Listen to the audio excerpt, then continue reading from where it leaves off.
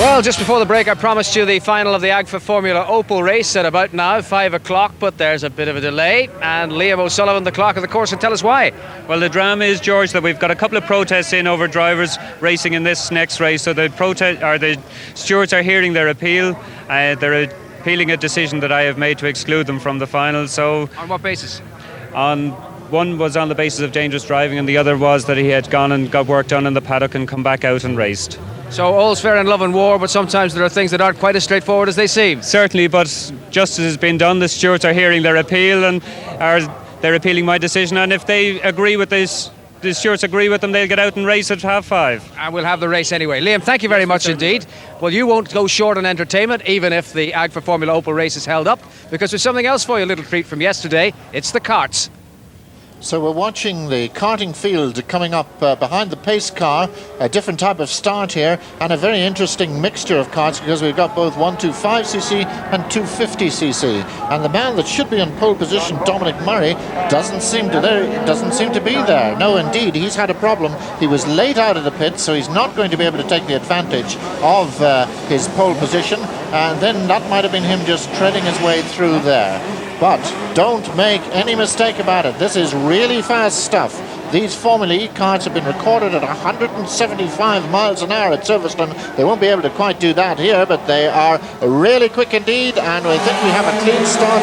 Dominic Murray is in pole position. Brian Kennedy's alongside him, and Murray looks as if he's going to take it down into Coca-Cola. Kennedy just on the outside there. Murray late out of the pits, as Alan said, just threaded his way through just in time as the pace car pulled off. These things are quick, and when I say quick, I mean 55.6 seconds they lapped this morning for pole position. That is equally the time for the Formula Opels, which will be out later in the afternoon. But at the moment, Murray being chased from that pole position by the second place man, Brian Kennedy, and then down the outside again, it is number 33, that is Kennedy doing that do or die effort. These things just stick to the load. They're super little machines, a mixture of 250cc's and 125cc's. All the yellow number plates are 250s, and then the green number plates in the background to 125s. But superb racing.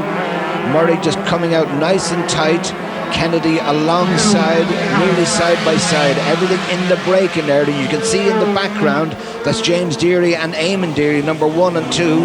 James just nipping into third place there, keeping Eamon out, but nothing to separate these four at the moment. Absolutely nothing. Danger man, look out for number 1, the man lying in third position at the moment, because he's the lap record holder, and that is James Deary, the oldest of the 3 Deary brothers from Monaghan.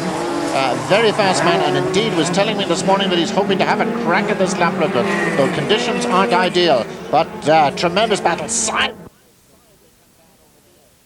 In, but is bumped back down into third place. So James Deary back into third, followed by brother Eamon. But our leader there, leaving that gap between them, and number Deary, if you leave this gap open, lads, he's going to drive straight through you. No suspension in these karts. They just require the chassis to flex and to pop up the bumps, but of course doesn't do it very effectively. And look at this, trying to go right round the outside. It's an amazing maneuver, and he's got away with it. James Deary fighting for control, but once again Brian Kennedy in the zip kart, James Deary's in the Anderson one, comes back at him, and he goes ahead again. And Murray there trying up the inside, he's been bumped into second place, while Eamon Deary in number 2 looks at that inside line. But James Deary, the danger man we predicted, just coming a do or die effort down around the outside. Kennedy, number 33, trying to grab that third place and loses it there, loses a bit of time, just gets it tail out just that little bit too much, loses a little bit of time, and this is giving James Deary exactly what he wants. Eamon Deary in the background there, the red and yellow really having a go, but Murray lost a little bit of time with the hairpin there, just got the power on a little bit too early, tail stepped out. Kennedy had to back off, but the man out the front, James Deary, must be rubbing his hands at this stage, looking at all this happening in the background. Absolutely, but as a very frustrated brother back and forth who really wants to get up and have a battle, I think, with his fellow family man.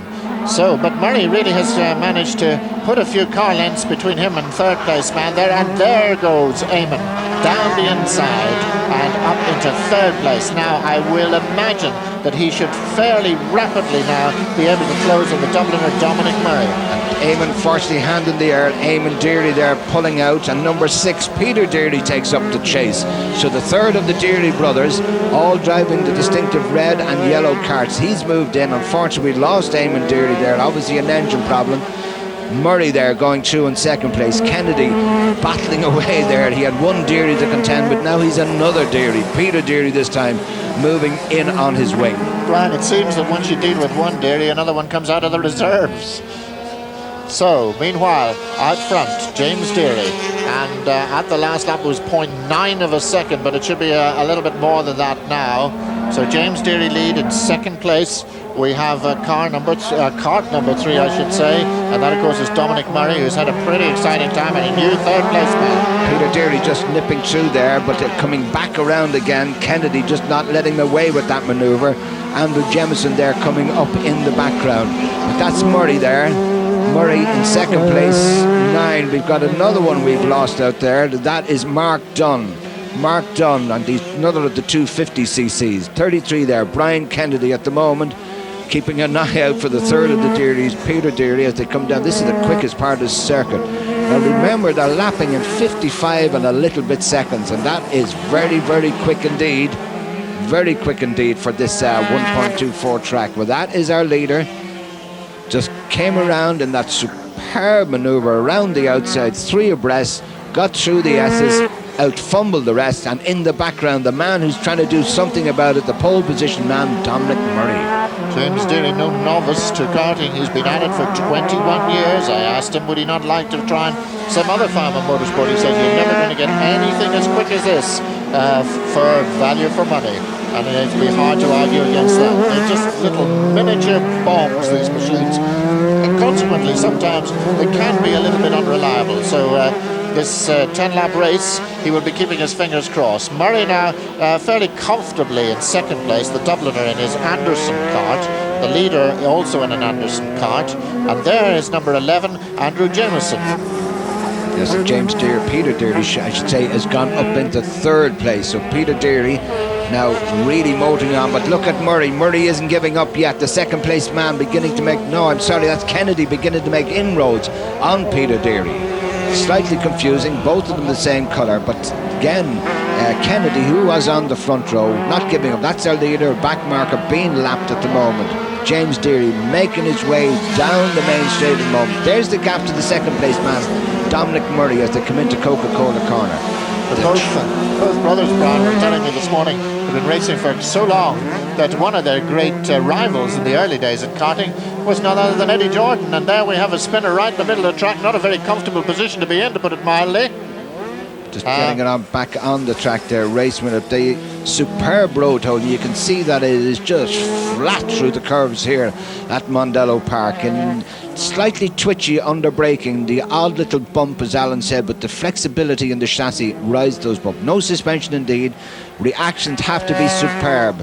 Just moving out. It's one of these classes that you cannot touch the curbs here. The curbs are much too high for the cars. You can see it again, under braking, slightly unstable, but getting the power down, 6-speed gearboxes, and they really motor. 2 laps to go now. The Rotex water-cooled powered kart, sponsored by RS Printers, driven by James Deary in his Anderson chassis, really mopping up the back markers. And some of these, of course, will be the little 125cc karts, indeed very quick machines in their own right, but don't have just the power or the aerodynamics of these Formula E karts. Gearbox change, very fast machines indeed. This is the elitist of karting. And you may have read in one of the motoring magazines recently a road test on, or a track test on one of these machines around Silverstone, and the amazing figure was, it's hard to believe, that they were capable of doing 175 miles an hour.